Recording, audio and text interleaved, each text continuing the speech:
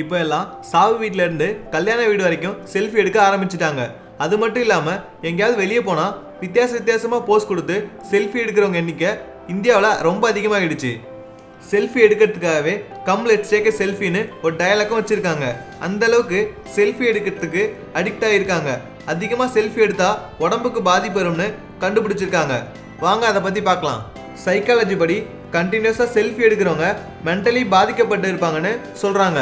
ஏன்னா அவங்க செல்ஃபி எடுக்கிறதுக்கு அடிக்ட் ஆகி அந்த கேரக்டரை சேஞ்ச் பண்ண முடியாமல் அவங்க மைண்ட் பாதிக்கப்படும். நாம் செல்ஃபி எடுக்கிறப்போ ஃபோன்லேருந்து எலக்ட்ரோ மேக்னெட்டிக் வேவ்ஸ் வெளிவருது.